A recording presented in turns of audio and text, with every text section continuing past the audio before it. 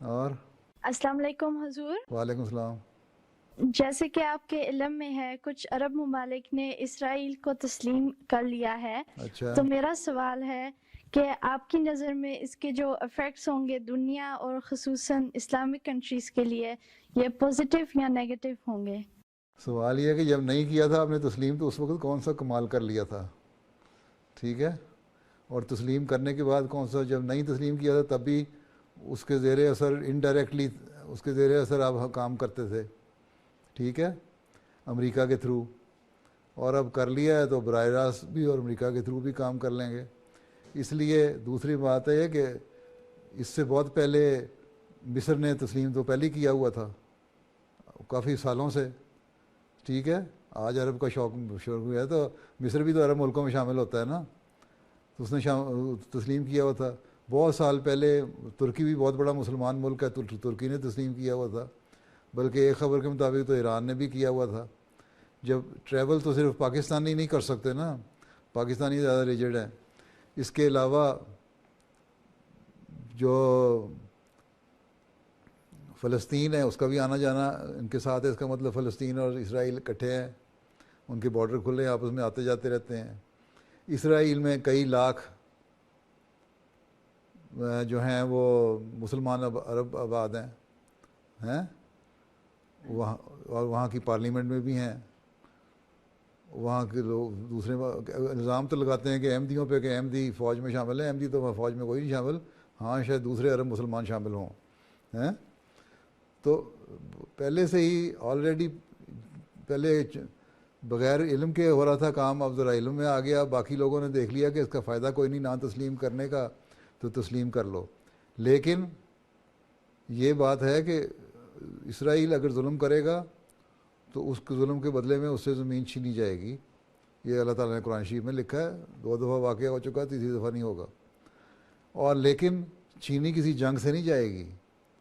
تسلیم کریں نہ کریں، مسلمانوں کو اپنی حالت بہتر کرنی ہوگی. دعاؤں کے ذریعے سے اللہ تعالیٰ نے کہا ہے کہ دعاؤں کے ذریعے سے اللہ تعالیٰ کے آگے جھکنے سے، اپنی حالتوں کو بدلنے سے اللہ تعالیٰ اسرائیل پہ غلبہ دے گا.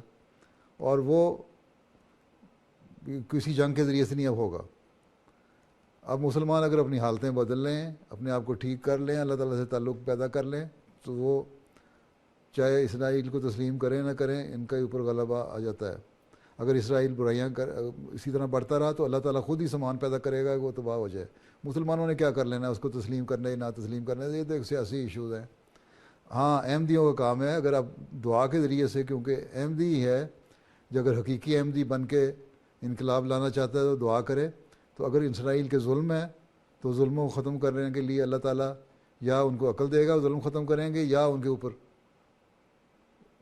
غلبہ دے دے گا اسلام اور احمدیت کو. تو یہ اصل چیز تو یہ ہے. باقی تو سیاسی ایشوز ہیں. پہلے تسلیم کرنے کے بغیر ان کی باتیں مانتے تھے، اب تسلیم کر کے ان کے ساتھ معاہدے کر لیں گے. کیا فرق، کیا زیادہ سے زیادہ یہی ہوگا نا کہ پہلے خاص ویزا لے کے اسرائیل جاتا تھا کوئی عرب ملک کا آدمی، جا پہلے بھی سکتا تھا. اب جو ہے وہ آسانی سے آپس میں سیاسی تعلقات قائم ہو گئے ہیں، اور حکومتی تعلقات قائم ہو جانے کی وجہ سے پاسپورٹوں کے ویزا وغیرہ ان کو آرام سے مل جائے گا، چلے جائیں گے. باقی پاکستان نہیں مانتا تو ان کو پوچھتا کون ہے؟ عرب ملکوں نے کر لیا. پہلے بھی ان کے تعلقات تھے، بلکہ کسی نے سوشل میڈیا پہ لکھا ہوا تھا کہ سعودی پریس نے کہا ہے کہ میری تو جو مجھے پڑھانے لکھانے والی جو عورت تھی، میری گورننس تھی جو میرے پہ مقرر تھی، وہ بھی یہودیہ تھی. تو جنہوں نے یہودیوں کے ساتھ ٹریننگ لی ہوئی ہے ان سے کیا فرق پڑتا ہے کس سے کیا کریں. اور وہ بلکہ ایک سوشل میڈیا پہ آ رہا تھا کہ مسلمانوں کو سعودی عرب سے اسرائیل کو ماننے سے اور اسرائیل کو تسلیم کرنے سے اور ان کے تعلقات بڑھانے سے اور ان کی ہمدردیاں جو ان کے دل میں ہیں وہ اس سے زیادہ ہیں جو بعض یہودیوں کے دل میں اسرائیل کے بارے میں ہیں. تو یہ تو سب سیاسی ایشو ہیں. سمجھ آئی؟ ہاں جی مانے نہ یا مانے کچھ نہیں فرق پڑتا اس سے. پہلے نہ مان کے بھی کچھ نہیں کیا تھا، اب مان کے بھی کچھ نہیں ہونا.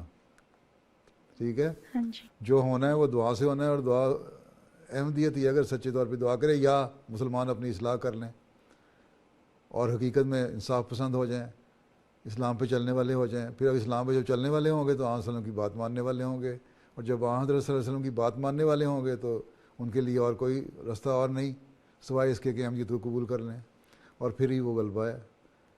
اور وہ اس وقت تک ہے، اس وقت ہوگا جب اگر اسرائیل اپنے ظلم کر رہا ہے اور مسلمانوں پہ ظلموں کی وجہ سے پھر آگے بڑھتا چلا جا رہا ہے تو اللہ تعالیٰ خود ہی راستے بند کرے گا اس کے لیے اور ختم ہو جائے گا۔ اور اگر وہ اصلاح کرتا ہے اور اپنا حق ادا کرتا ہے تو یہودی ایک بستی ہے یا ایک ملک ہے، وہ قائم رہے گا، وہاں بیٹھے رہیں گے وہ جب تک وہ انصاف کرتے رہیں گے، جب ظلم کریں گے پھر تباہ ہو جائیں گے، مجھے تو یہ پتہ ہے۔